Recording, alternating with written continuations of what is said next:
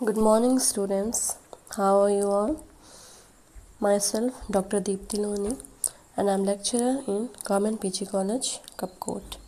So let's start today's topic, which is Samajik Parivartan. In other words, social change. सामाजिक परिवर्तन एक प्राकृतिक एवं स्वाभाविक प्रक्रिया है जो निरंतर चलती रहती है। ये एक प्रकृति का नियम होता है जो समाज में मनुष्य रहता आया है। उसकी संरचना, उसके स्वरूप, संगठन, व्यवस्था, मूल्य तथा आदर्शों में निरंतर कुछ न कुछ परिवर्तन होता ही रहता है। सच कहें तो सामाजिक परिवर्तन का मूल अर्थ होता है सामाजिक संरचना में आने वाले परिवर्तन। यह परिवर्तन किसी भी कारण से क्यों न हो, इनके परिणाम स्वरूप व्यक्ति के सामाजिक संबंधों तथा उसके व्यवहार में परिवर्तन आते हैं। अब एक समाजशास्त्री जिनका नाम डॉक्टर जी.के. अग्रवाल है, इनके अनुसार परिवर्तन एक सर्वव्यापी नियम है, अर्थात एक ऐसा नियम है जो सत्य है, अटल सत्य है, ये होता ही होता है।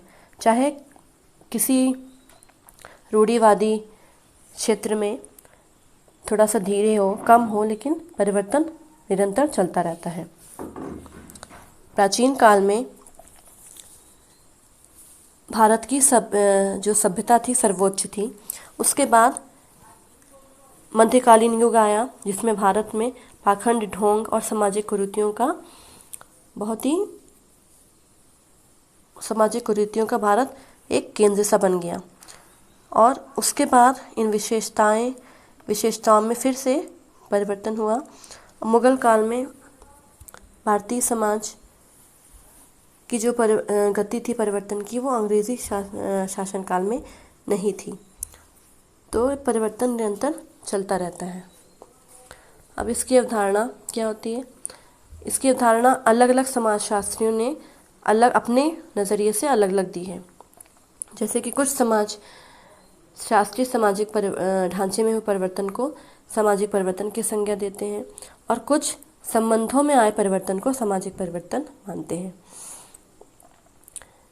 अगर इन दोनों वर्गों को देखा जाए तो यह निष्कर्ष निकलता है कि सामाजिक जीवन के किसी भी पक्ष में यदि कोई परिवर्तन आता है तो उसे सामाजिक परिवर्तन कहा जा सकता है। समाज व्यक्तियों का ही समूह होता है। असली समाज के व्यक्तियों की कार्यशैली, विचारधारा में आने वाले परिवर्तन सामाजिक परिवर्तन माने जाते हैं।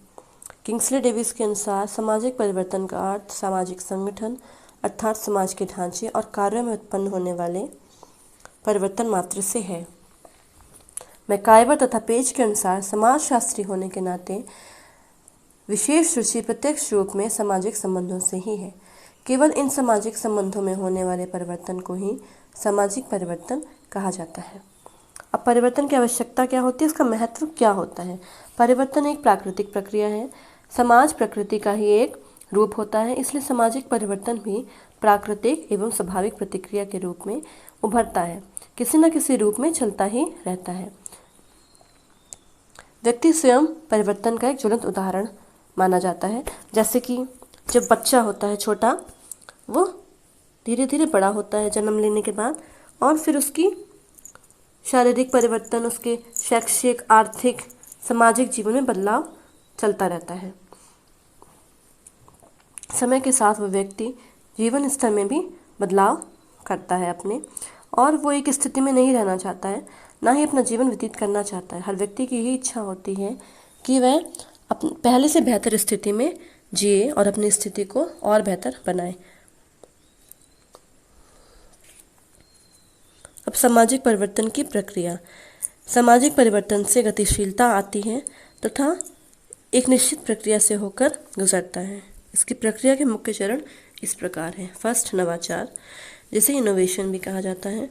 सामाजिक परिवर्तन का प्रारंभ नवाचार से ही होता है। नवाचार जब लोगों द्वारा अपना लिए जाते हैं तो वे उनके जीवन के अंग बन जाते हैं। नवाचार को सामाजिक स्वीकृति पहले कुछ लोगों द्वारा ही प्राप्त होती है, फिर धीरे धीरे अन्य लोग भी इन्हें अपना लेते हैं। जब समाज के सभी लोग उसे स्वीकार कर लेते हैं तो एक नया व्यवहार सा उत्पन्न हो जाता है और सब सामान्य होने लगता है। नवाचार के अपनाए जाने की महत्वपूर्ण शर्त यह होती है कि वो उपयोगी हो।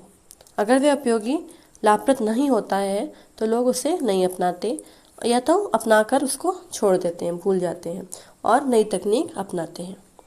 फिर है सेकंड, सामाजिक स्वीकृति, सोशल एक्सेप्टेंस।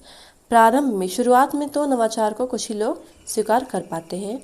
इन्हें प्रवर्तक, इनोवेटर्स तथा प्रारंभिक अभिग्रहणकर्ता, अर्ली अडॉप्टर्स कहते हैं। ये बहुत ही साहसी होते हैं और बुद्धिमान, विद्वान भी होते हैं। ये आर्थिक रूप से संपन्न होते हैं। धीरे धीरे समाज के अन्य लोग भी नवाचार को स्वीकार करते हैं तथा नई पद्धतियों को सामाजिक स्वीकृति मिल जाती है। यही चरण सामाजिक परिवर्तन के रूप में जाना जाता है। फिर तीसरा है चयनात्मक त्याग, जिसे सिलेक्टिव एलिमिनेशन भी कहते हैं। यह भी एक महत्वपूर्ण प्रक्रिया है जब लोग बेकार,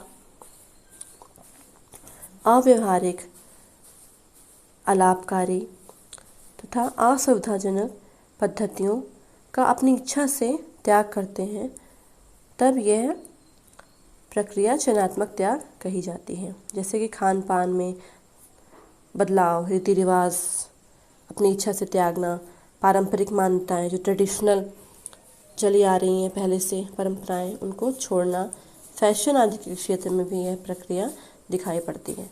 फिर है सामाजिक परिवर्तन से लाभ कौन कौन से होते हैं। पहला है सामाजिक संरचना। जैसे कि पहले भारत में ही कुछ समय पूर्व तक जाति प्रथा थी, जजमानी प्रथा, लेकिन अब 20वीं सदी 21वीं सदी में बहुत सारे परिवर्तन हुए हैं। इस पेशे का बिल्कुल ख़त्म ही हो गया अस्तित्व। अब पिछड़ी तथा अनुसूचित जाति के लोग बड़े बड़े पदों पर बैठते हैं और समाज के सभी वर्ग के लोग, सभी तरह के लोग उन्हें सम्मान देते हैं। अब समाज में प्रतिष्ठा, मान, पद और धन के आधार पर दिया जाता है। स्त्रियों की स्थिति, भारतीय समाज में स्त्रियों की स्थिति में भी महत्वपूर्ण बदलाव हुए हैं। जैसे कि पर्दा प्रथा की समाप्ति और स्त्रियों के घर से बाहर निकलने पर जो रोक थी वो भी खत्म हो गई है, जिसकी वजह से उन्हें समाज में सम्मान एवं प्रतिष्ठा मिली है।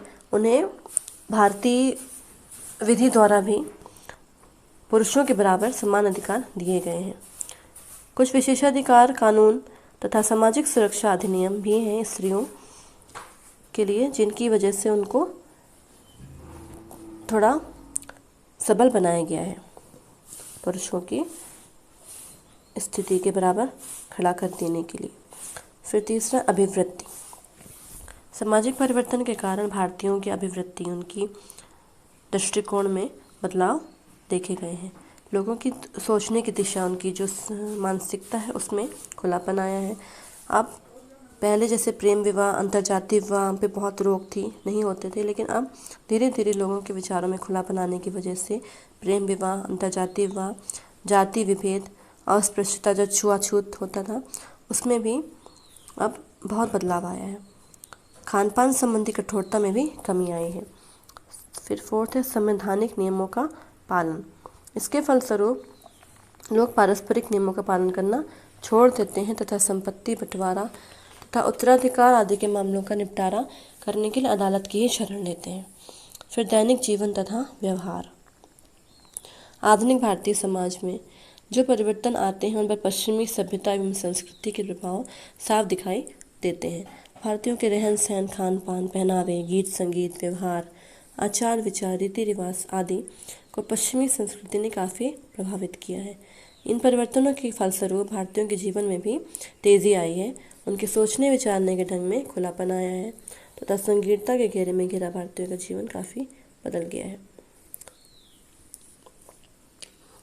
तो आपने देखा कि सामाजिक परिवर्तन क्या है, इसका महत्व क्या है और परिवर्तन किस तरह से उसकी प्रक्रिया चलती है। तो आज के लिए बस इतना ही।